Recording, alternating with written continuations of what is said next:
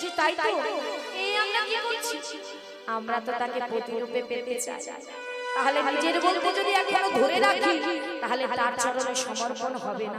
সঙ্গে সঙ্গে সকল গোপী হাত তুলে দিলে, হে দয়াময়, আমাদের ভুল হয়ে গেছে, আজ হতে এই দেহ মন প্রাণ জীবন যৌবন সব তোমার চরণে সঁপে দিলাম।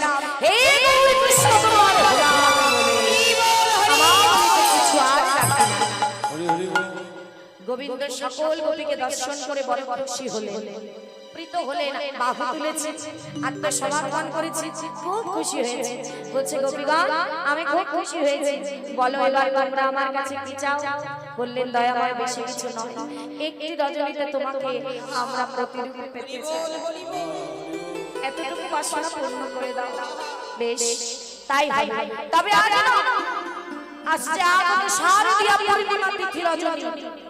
পূর্ণিমা তিথি রজনীতে শরৎকালে আমি বাজাবো বাঁশি, তোমরা থেকো কান পেতে। যেই মুরলীর ধ্বনি করব, আমার মুরলীর ধ্বনি শ্রবণ করে তোমরা সকল গোপী ছুটে আসবে রাস মণ্ডলীতে। আমি রাস মণ্ডলীতে তোমাদের সকল গোপীর মনের বাসনা পূর্ণ করব। তাহলে মা, গোপীরা 1 বছর অপেক্ষা করছে সেই পূর্ণিমার চাঁদ উঠবে। ওমা তোমরা অপেক্ষা করনি, 1 বছর অপেক্ষা করো তবে এই রাত্রি আসে। তাহলে আজ সেই রাত্রি সবাই যাব রাসলীলা, এক মনে এক প্রাণে সবাই চলো। ভগবান আমার মুরলীর ধ্বনি করছে। গোবিন্দ ঘরে চলে গেলেন 1 বছর পরে। হঠাৎ করে রাত্রিতে ঘুমিয়ে আছে, তার ওই জানালা দিয়ে তার চাঁদের আলোটা তার মুখমণ্ডলীতে পড়েছে। হঠাৎ মনে পড়লো আমি তো গোপীদের কথা দিয়েছি, আমার তো আজ তাদের বাসনা পূর্ণ করতে হবে। তাই ঘর থেকে বেরিয়ে গেলেন, পরে মুরলী খালা নয়ে চলে গেলেন। আর বাইরে গিয়ে আকাশে নয়ন দিয়ে দেখছে একেবারে পূর্ণ চন্দ্রের উদয় হয়েছে। পূর্ণ চন্দ্র, পূর্ণিমার চাঁদ অলিকল স্ফুটিত হয়েছে, মধুকর মত্ত। আর সকল কিছু দর্শন করে আমার গোবিন্দ বাজায় দিলেন পঞ্চম স্বরে মুরলী। নিতাই গৌর হরি দিবা শারদ চন্দ্র পাবন মন্দ। এটা কি মরিলে বাজে?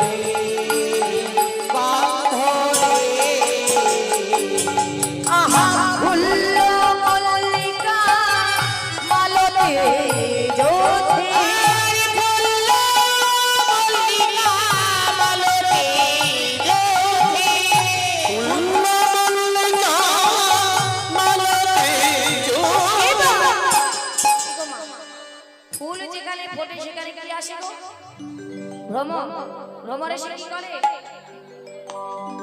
কি করে? হ্যাঁ, গুনগুন করে। আর কি করে? মধু পান করে। তাহলে আজ কি হয়েছে জানো? আজই ওই শরৎকালের 1 ঋতুর ফুল ওখানে ফোটেনি, একেবারে 6 ঋতুর ফুল ওখানে ফুটেছে। কি করে ফুটলো? বলতে পারে শরৎকাল, তাহলে অন্য কালের ফুল কি করে ফুটলো? বলছি এটাই তো গোবিন্দের কৃপা। যখন শরৎকালের ফুল ফুটছে মা, অমনি আর যে 5 ঋতুর ফুল সবাই গোবিন্দের চরণে এসে পড়লেন। দয়াময়, আমরা কি অপরাধ করেছি? আমাদের একটু অনুমতি করো, আমরাও এই রাস রজনীতে সবাই তোমার চরণে যেতে চাই। বললেন তথাস্তু, তাই হয়, তোমাদের বাসনা পূর্ণ হবে। তাহলে ভাবুন, 1 ঋতু 2 ঋতু নয়, একেবারে 6 ঋতুর ফুল এক জায়গায় ফুটে আছে। দেখুন ভালো লাগছে না? এগুলো ফুল অন্য কিছু না, 6 ঋতুর ফুল এক জায়গায় ফুটে আছে। আর তাই দেখে ভ্রমররা কি থাকতে পারে, তার মাথা খারাপ হয়ে গেছে। হ্যাঁ, তারা কি করছে মা, ওই ফুল দেখে আহা মত ধোপার ভজনি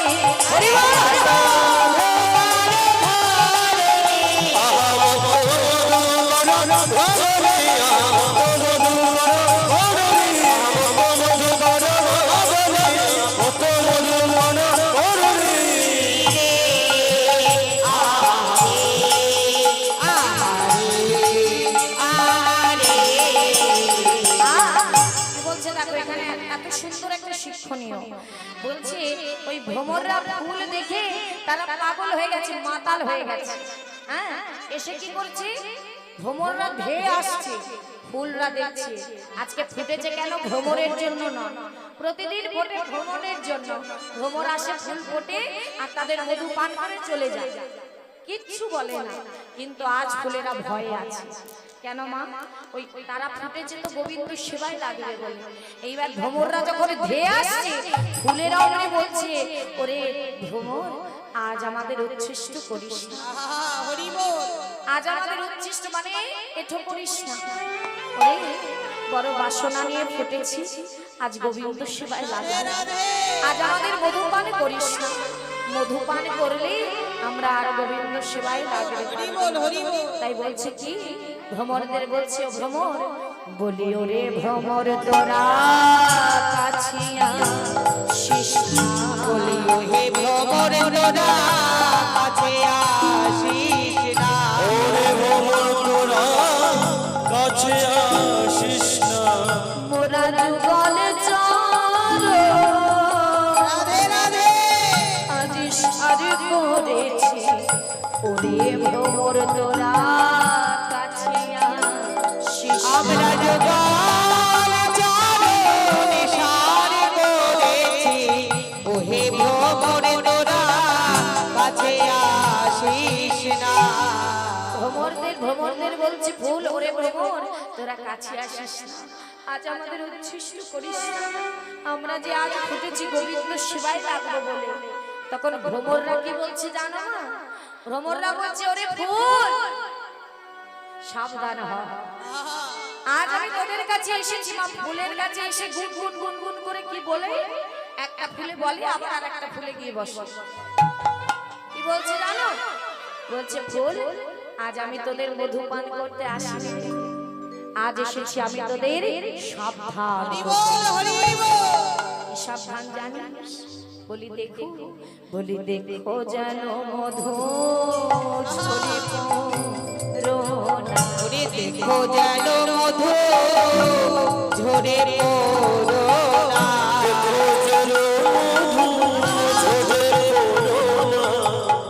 মধু ঝরে আরে সেবাই লাগবে না, দেখো যেন মধু ঝরে পড়োনা, মধু ঝরে সেবায় লাগবে না, দেখো যেন মধু ঝরে পড়োনা, সেবায় লাগবে না,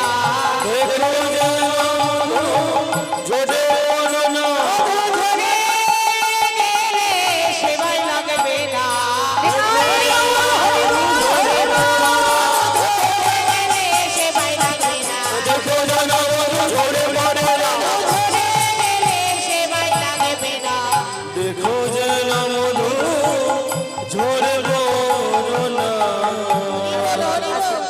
কি বলছে মা, বলছে দেখো যেন তোমাদের মধু ঝরে না যায়। আজ আমি মধু পান করতে আসিনি, সাবধান করতে এসেছি। মধু ঝরে গেলে আর গোবিন্দ সেবায় লাগা হবে না। ও মা